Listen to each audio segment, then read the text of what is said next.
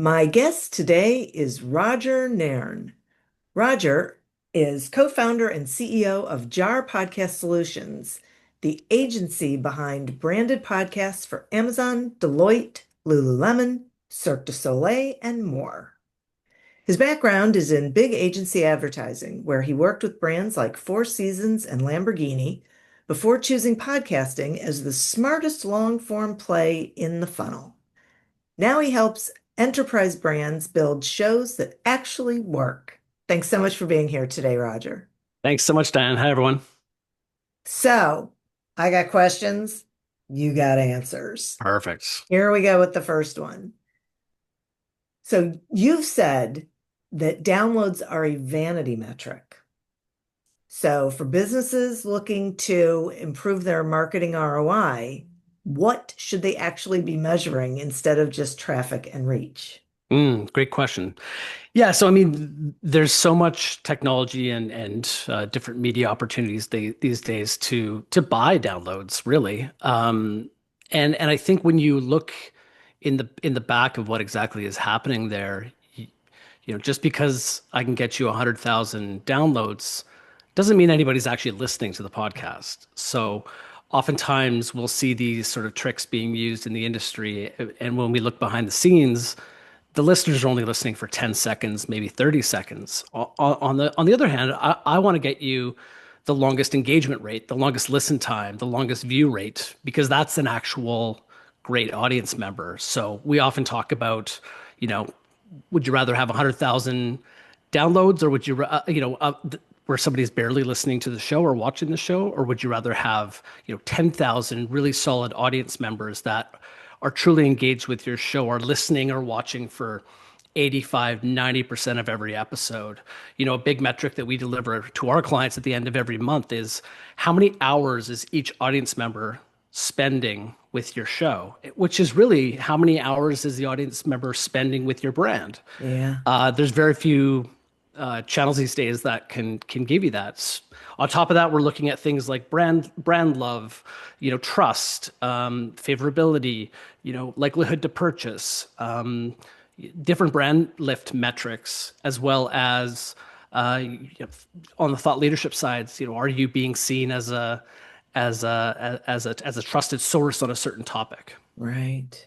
Okay. That makes a lot of sense to me. And as you were talking about it, I was thinking about um, when email marketing first started, people would buy, opens or so I don't, lists of just because well, if you have a whole lot of, but they weren't opening it, Totally. right? Yeah. So, It's yeah. sort of like it's the podcast equivalent of taking steroids. Yeah. You're going to hit it over the wall, but it's you're not doing it very authentically. Yeah, exactly. Okay, cool. Here's another question. So I mentioned in your bio, you work with major enterprise brands Hmm? and they're going to maximize their content investment, but what's your advice for turning one piece of content into multiple marketing assets across the entire funnel? Yeah. So every episode we think that very thing. I mean, every episode you're going to start off with a transcript. Now that transcript can be turned into a blog post or a newsletter article. You can chop up that transcript into various pieces of written content for social, but also that podcast episode is going to be able to give you different cut downs for audio, different cut downs for video. We've had clients use some of their materials in live events. We've had clients use some of their materials, connected to a QR code, or put bits and pieces of it in either a printed annual report or a digital annual report. Mm. The sky's the limits, really. I think the one of the most important things though is this can all be pre-planned. So go into the planning of your podcast with those pieces in mind. So you're capturing the right types of quotes, you're capturing the right type of content that's going to be of high value to your audience. Got it. Okay, that's fascinating. I wouldn't have thought of a lot of you think of the traditional usual, but you don't think Oh, of of that. course. Okay, last question, I think. A lot of, really great marketing strategies fall down, not because of the execution, the external execution, but because of internal roadblocks. Hmm. So what's your top tip for getting leadership buy-in and navigating organizational politics when proposing new initiatives? Yeah, I mean, I think the biggest is really mapping out what the ROI is going to be for the show.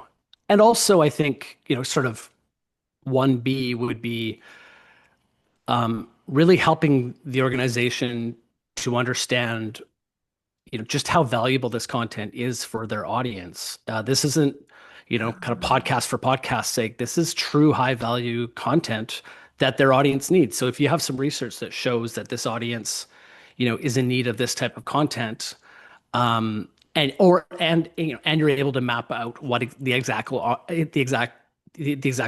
that you're going to get from it. I think it's such a long way. Not to mention, highlighting all the different areas in which legal might need to have a bit of input.